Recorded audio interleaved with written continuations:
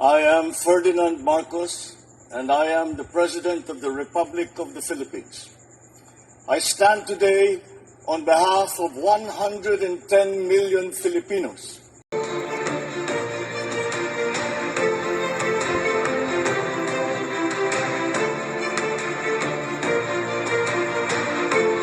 Mula sa maalab na pagtanggap ng Cavite noong 2022, malayo na ang ating narating sa paglalakbay tungo sa bagong Pilipinas. Sa bayang hinubog ng kasaysayan at pinanday ng kagitingan, patuloy na umuusbong at sumasabay sa pagbabago ang lalawigan ng Cavite.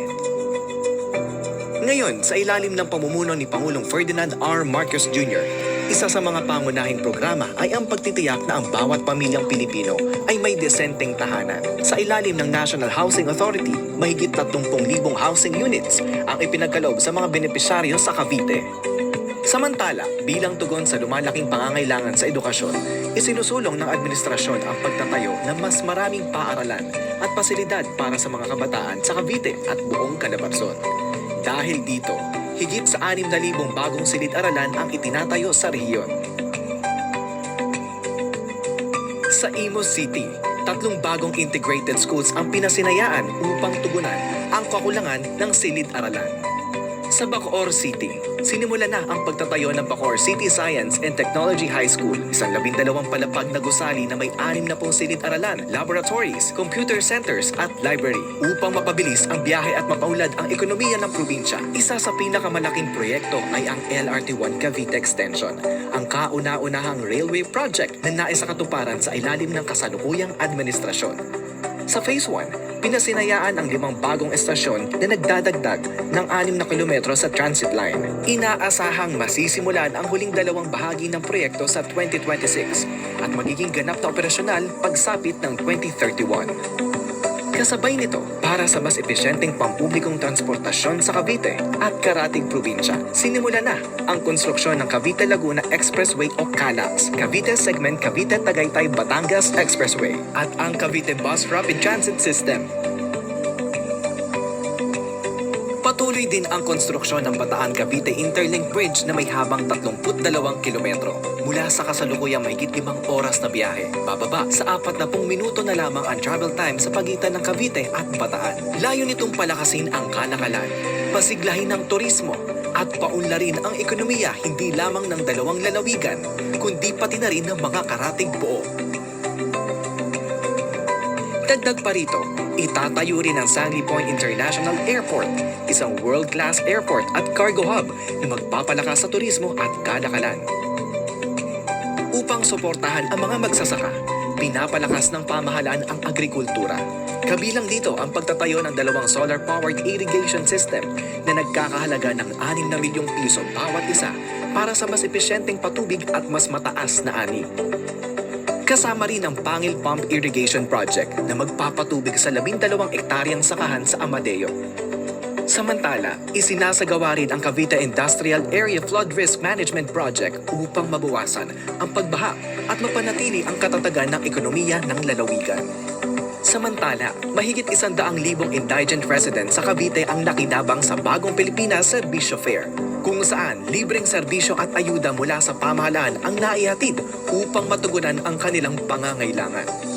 Kasabay nito, inilunsad ang Presidential Assistance para sa mga magsasaka at mangingisda na naglaan ng financial aid para sa mga magsasaka at mangingisda sa probinsya. Pati na rin ang cash assistance para sa mga pamilyang naapektuhan ng El Nino at oil spill. Dahil sa patuloy na pag-unlad ng Cavite, tumataas ang kumpiyansa ng multinational companies tulad ng Unilever na mamumuhunan sa lalawigan. Mismo si Pangulong Marcos Jr. ang bumisita sa New Beauty and Wellbeing and Personal Care Factory ng kumpanya na lumikha ng maraming trabaho para sa mga Caviteño. Wow! Mula sa pabahay, transportasyon, agrikultura, edukasyon at infrastruktura. Ang mga programang ito ay patunay ng matatag na pangako ng bagong Pilipinas.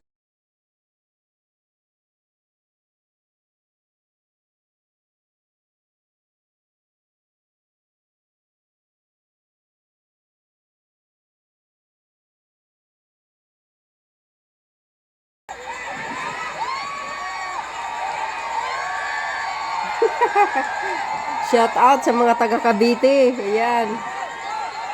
Yehey. Alyansa talaga malakas, ano? Grabe din.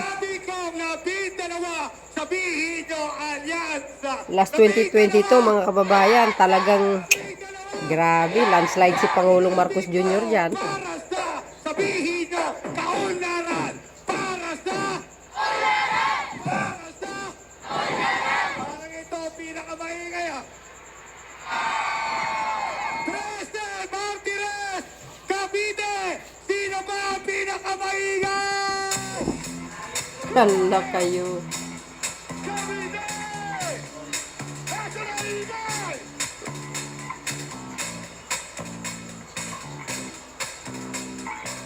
Yeah, yeah! Here we go! Labi dalawa! Labi dalawa! Yes! Labi dalawa! Labi dalawa! Para sa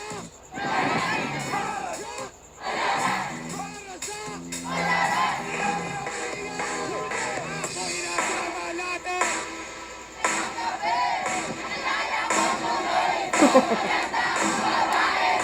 Hala.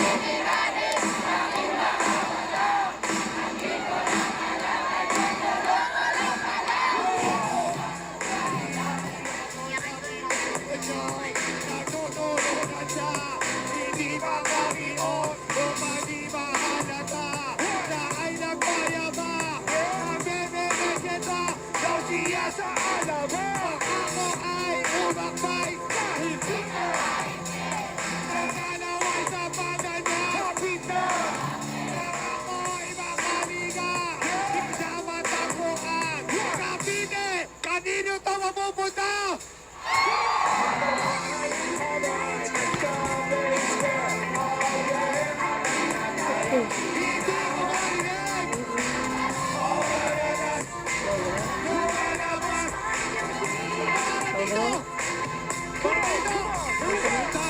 Adriatico, ako ay inaya. Inom na ang kami, at ang kaya, kaya't kami dalaway. Uminom na ang beer, kinangat niya ang baso.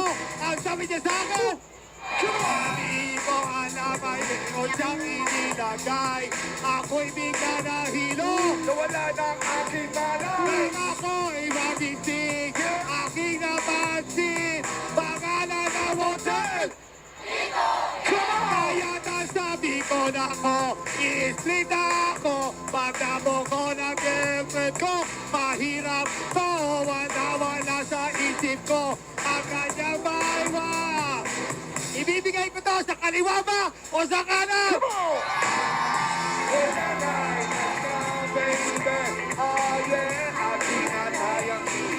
Hindi ko marinig! O madalas, o kalapag, nasaan itinasap! O galing, galing!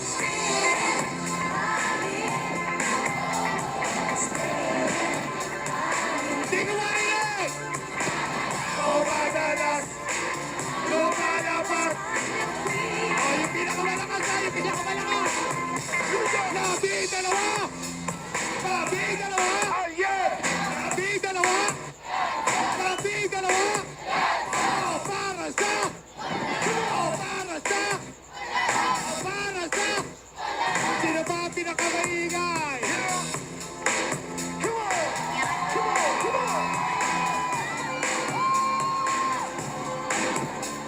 Labi dalawa! Labi dalawa! Labi dalawa! O para sa tonight, alright, let's go baby. Oh yeah, at pinatayang ihilahaw. O madalas, lumalabas. Tangin doon na sa! O dali, dali! Come on! Ito ba ang pinakamaingay? O madalas, lumalabas. Cavite, sino ang pinakamaingay? Bring it down!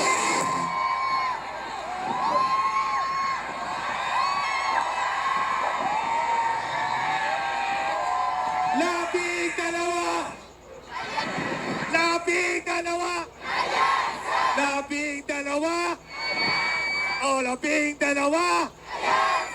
para sa sino ba ang pinakamaingat? O madalas dito sa Cavite. At syempre nasa inyong harapan, 12 alyansa kasama ni Andrew E. Anong sigaw ni Andrew E? 12! 12! Para sa... Yan po ang aming alyansa. Maraming salamat po. Magandang gabi na siguro. Magandang gabi na po sa ating mga kaibigan na tiga Cavite at tiga Calabarzon na nandito ngayong gabi. Ay nagpapasalamat kami at kayo'y nakarating dito sa aming pagpapakilala at pagpapakita sa inyo at ihaharap namin sa inyo ang ating mga kandidato ng alyansa. Alam po ninyo, yan po talaga ang aming iniisip upang makatulong po sa ating mga kababayan. Baka maitanong po ninyo, bakit ang tawag sa grupong ito ay alyansa? Alyansa po dahil pinagsama-sama natin po ang mga pinakamagagaling, ang lahat ng mga pinakamahusay, lahat ng pinakamahabang karanasan at malalim ang dunong sa pagsiservisyo publiko. Kaya po, kung kadalasan po, ang ating mga pagka napunta po kayo sa kampanya, makita po ninyo, lahat po ng nakaupo rito sa entablado, pare-pareho po ang suot na t-shirt. Ngunit ngayon, kung titignan niyo po kami, iba-iba yung t-shirt, iba-iba yung kulay namin. Dahil hindi na namin masyadong inintindi kung ano ang kanilang naging partido, ang kanilang naging political party. Basta't ang tinignan lang namin sino ba ang sa ating palagay ay ang malaki maitutulong sa taong bayan. Sino ba sa lahat ng ating mga kilala ay handa na magkapit-bisig sa kanilang kapwa-senador, sa kanilang kapwa mga congressman, sa mga local government official? Sino ba ang mga kilala na marunong magpatakbo ng ating lehislatura? Ang marunong na sumulat ng mga magagandang batas. Yan po ang aming napili. Yan po ay ang naging alyansa. Ito pong alyansa. Ito yung kaibahan po nito ng pagsasama na ito. Ang kaibahan po ito ay may panindigan po. Yung panindigan po namin ay hindi lamang na manalo sila sa darating na halalan, kundi po na makatulong, na makagawa ng maraming pamamaraan upang ang taong bayan ay gumanda naman ang buhay, upang naman masasabi natin mas maganda po ang Pilipinas ngayon kaysa sa nung tayo ay bagong upo. Kaya naman po, maraming pong salamat na kayo'y nakarating. Alam niyo po, ako po ay galing lang sa Regional Development Council. Ano ba yung Regional Development Council? Yan po yung inyong mga city mayor at saka yung mga gobernador ninyo. May council po kayo na nagbibigay ng mga paalam sa national government kung ano yung mga nangyayari. Alam nyo ba po na ang Calabarzon, ang 4A, ang Region 4A, ang pinakamaganda ang economic performance ng Region 4A. Alam nyo ba, ang inyong economic performance mas maganda pa kaysa sa National Capital Region, mas maganda pa kaysa sa NCR. Kaya naman po, nakita po naman ninyo, dapat kami naman sa national government, iniisip po namin, paano po para pagandahin po, dahil biglang dumami ang tao dito sa Cavite, biglang dumami ang tao sa Laguna, biglang dumami ang tao sa Batangas. Alam nyo po paano? Kailangan na magpaglagay tayo ng pabahay, maglagay tayo ng ospital, maglagay tayo ng mga eskwelahan. Lahat po yan ay kailangan maglagay tayo ng kalsada upang hindi nahihirapan ang mga bagong dating sa inyong probinsya. Kaya po, malalaki po ang mga proyekto ang aming nakakasa para sa Region 4A, para sa Cavite. Kaya kailangan po para mabuo, para maging maganda ang tuloy-tuloy ng kaunlaran ng Region 4A, ng Calabarzon, ng Cavite, ay kailangan po natin ng mga magagaling na senador. Kailangan po natin ng mga senador na nagkakaisa, na nagtutulungan. Ako naman, sa aking palagay, ay napakapalad ko po. Dahil kapag nanalo na itong ating buong ticket, ay napakapalad ko po dahil isang Pangulo ay meron siyang mga kasamahan na kasing galing, kasing husay, kasing sipag, kasing bait at nagmamahal sa taong bayan na kagaya na itong grupong ito. Kaya po, ipinagmamalaki po namin. Alam nyo naman, narinig nyo na po sila. Narinig nyo po sila sa kanilang mga nadaanan na, ang kanilang mga karanasan. Narinig nyo po sa kanila ang kanilang mga plano na nais gawin upang pagandahin ang inyong mga buhay. At yan po naman, ay maliwanag na maliwanag. Lahat po ng nakaharap po sa inyo ay marurunong po sila. Dahil kung iisa-isahin po natin, lahat yan starring, lahat yan. Kaya nakakagulat, pinagsama-sama po natin, yan talaga.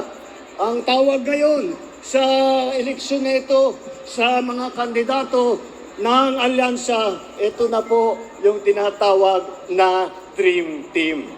Dahil po ay sila ang pinakamagaling na ating mahanap. Sila ang nagpakita ng tapang, ng bait, ng husay, ng sipag sa pagtulong sa ating mga kababayan. Alam niyo po, hindi po sila mga baguhan. Ilan po sa kanila ay dumaan na po sa Senado. Dati pong mga senador. Andiyan po si Senador Cayetano. Andyan si Senator Lacson, Senator Lapid, Senator Pacquiao, Senator Revilla, Senator Tolentino, at Senator Soto. Si Senator Soto hindi lamang naging senador, naging Senate President pa. At masasabi ko naman, noong ako'y senador po, siya po ang Senate President namin. At kaya kinakahangaan po namin mga senador dahil siya ay napakagaling niya na magpatakbo ng aming lehislatura. Nakakahanap po siya, marunong po siya na makahanap, na magkasundo. Kahit ang nagtatalo kami, halos mag-aaway na kami. Alam mo naman mga senador, mahilig mag-debate. Nakakahanap siya ng paraan upang kami magkasundo, upang maging maganda ang ating mga batas. At yung ilan po ay dumaan din po sa mababang kapulungan. Sa naging congressman din po. Nandiyan po, Congressman Abalos, Congressman Binay, Congressman Cayetano, Congressman Pacquiao, Congressman Tulfo, Congressman Villar. Yan po ang ating mga naging kasamahan. Yung iba po, naging classmate ko pa. Si Congressman Abi Binay, seatmate ko pa. At siguro sa lahat ng mga congressman napupuna kami na lagi naghahalakakan. Kasi po, doon kami sa house, marami po kaming mga ginagawang trabaho. Ngunit sila po ay sanay na.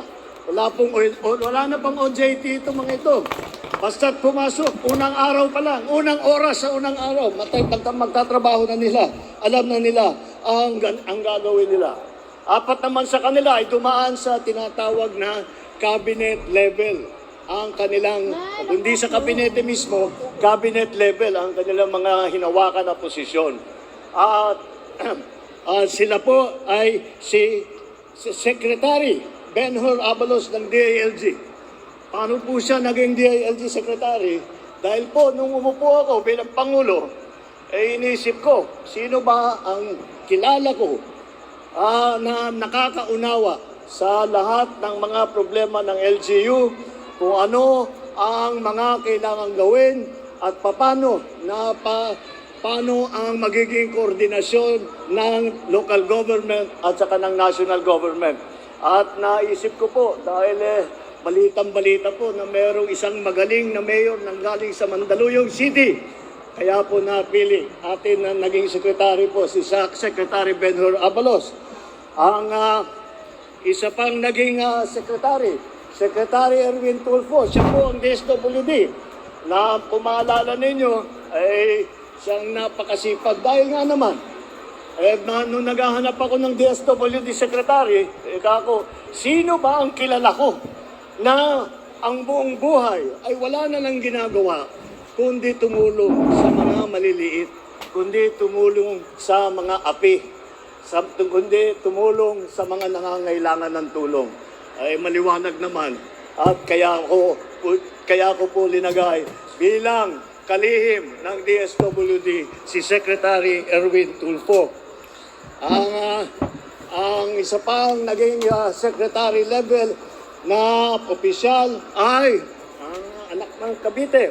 Siya naman ay Secretary Tolentino ng MMDA. Ang MMDA po, Metro Manila po yan. Ngunit, nung hawak po ni Chairman Tolentino yan, ay kahit nasa labas ng sa labas ng Metro Manila, ay marami pa rin po siyang natutulungan. Lagi ko pong kinikwento ito na nung kami ay nasa pagkatapos po ng Yolanda at kami nasa Leyte at nag-aantay at naghalos magmamakaawa kami para matulungan kami ng national government. Ang una pong nakarating sa amin at may dalang mga heavy equipment ay nagulat lang po kami. Bigla na lang po si Tol, ando na. Sabi ko, nung ginagawa mo rito, ay dala ko yung mga heavy equipment dahil balita ko na meron kayo, may pangangailangan kayo. Kaya po, siya nasa MMDA, ngunit hindi lamang Metro Manila, kung hindi lahat ng mga nangangailangan basta't kaya ng matulungan ay tinutulungan niya. Ang isa pa po na senador natin na cabinet level ang nahawakan ay si Senator Lacson na naging Presidential Assistant for Rehabilitation and Recovery. Yung pong opisinang yun ay ginawa po yun para tulungan ang mga naging biktima ng Yolanda. Pagkatapos pagdaan po ng bagyo, ng napakalaking bagyong Yolanda, ay siya po ang namahala upang magtayo uli ng bahay, upang maglagay ng mga water system, upang mailipat ang ating mga kababayan na naging biktima ng Yolanda. Ngunit si Senator Lacson, hindi lamang po yan. Siya po, nakita naman po ninyo, siya rin po ay naging Chief PNP. Hepe siya ng buong pulis ng buong Pilipinas. Hindi baka maalala po ninyo, nung una siyang umpo, anong ginawa ni Chief PNP, Lacson? Bagong upo siya bilang hepe ng PNP, ay tinitingnan na yung kanyang mga pulis at yung mga malalaking tiyan na walang ginagawa, naka-standby lang, ay pinapatakbo niya para yung mga pulis doon mo makita na talagang andang-handa magtrabaho. Bukod pa ron, nung panahon ni Senator Lacson bilang hepe ng chief ng PNP, mula nung panahon na yon, yung pinakamataas na approval rating ang nakuha ng PNP sa buong kasaysayan ng PNP. Hanggang ngayon po, hindi pa natin natapatan yung ganung klase. Alam naman po nila na ang government ay sa lahat po ng iba't ibang opisina, mula po sa local government, mula po sa cabinet level government, mula po sa lahat ng sektor ng pamahalaan, ay sila po ay sanay. Kaya naman po, malakas ang loob namin na sila ang iharap namin po sa inyo. Meron din po tayong mga local government official. Andyan po ang mga naging gobernador. Palagay ko, alam na ninyo kung sino ito. Unang-una, naging governor ng napakalaking lalawigan ng Pampanga. Sinong may alam? Governor Lito Lapid. Kayo naman, pambira. Hanggang dapat maalala ninyo dahil nakita po ninyo kung puntahan ninyo yung Pampanga. Para pong Cavite, napakabilis ang pagpaganda. At yan po ay sinimulaan ng ating butihing gobernador. At dito naman po sa Cavite, sinong naging governor ninyo na tumatakbo ngayon bilang senador? Pare, sorry, hindi ka yata kilala eh. Ha? Governor Bong Revilla.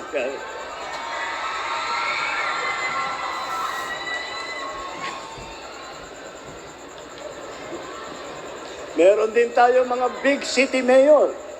Para makita naman po ninyo na lahat po, malawak po ang kanilang karanasan. Malapad po ang kanilang experience para maging handa dito sa kanilang tinatakbuhan na posisyon.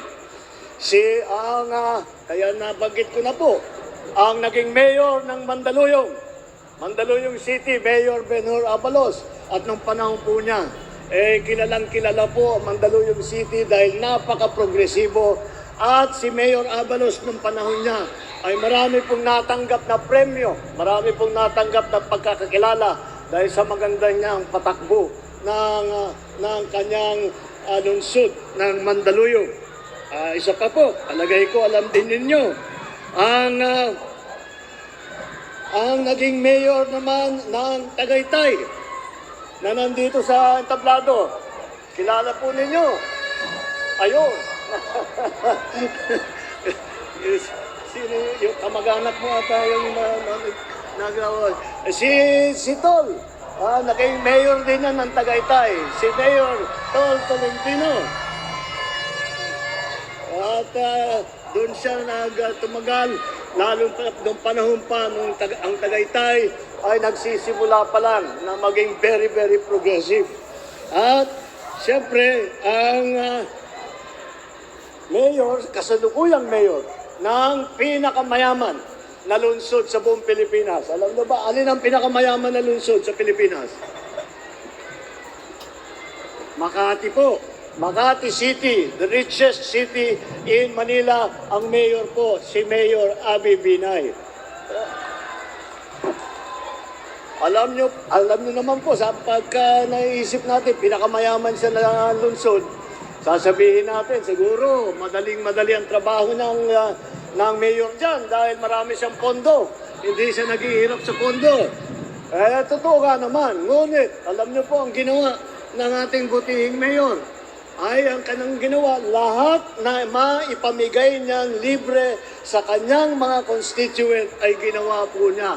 Ang dami po na benepisyo ang pinamimigay ng City Government of Makati dahil po sa ating Mayor Abby Binay.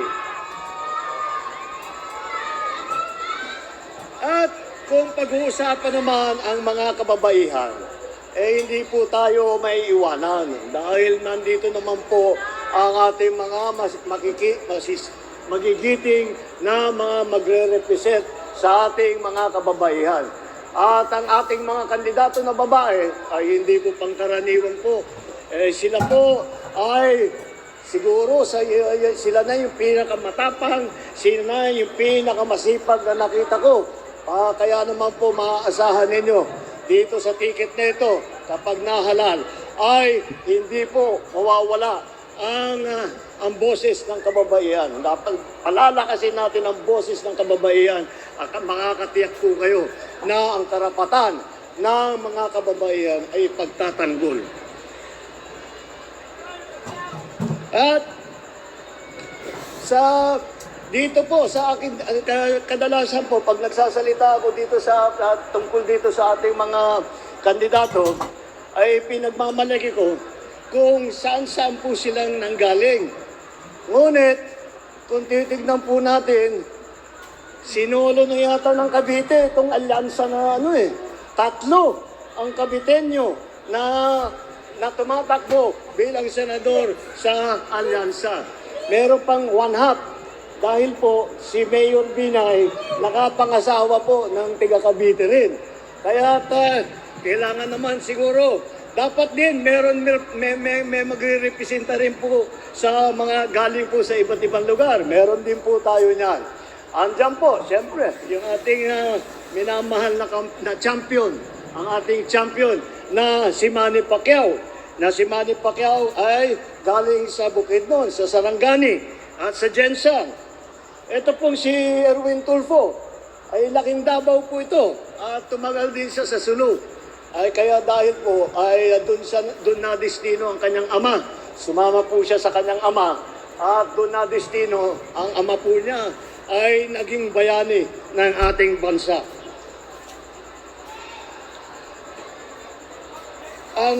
Baka po hindi ninyo alam na merong dati pa, bago pa si Senator Tito Soto, meron na pong Senator Soto noon.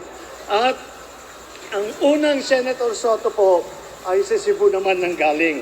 Kaya naman, alam natin, makikita ninyo na nanggaling sa iba't ibang bahagi ng ating minamahal na Pilipinas ang ating mga kababayan, ang ating mga kandidato. Ay wala po dito ngayon, pero si Camille Villar, siya po, ang mga ninuno niya ay galing po sa Iloilo, kaya't mga Ilonggo naman. Kaya naman po, makita mo very well, kung sabihin, balansyado po. Balansyado sa kanilang kaalaman, balansyado sa kanilang tinutugunan na problema sa iba't ibang lugar ng buong Pilipinas. Ang hangarin talaga ng ating alyansa, ang direksyon talaga na tinutunguan nitong ating alyansa ay ang pagpaganda ng Pilipinas, ang pagpapaganda ng buhay ng bawat Pilipino. Ang habol po natin ay ang kaunlaran, hindi po ang pag-away-away, hindi po ang pang-aapi. Ang kailangan po natin sa pag-uunlad, hindi po pananakit o paninigaw.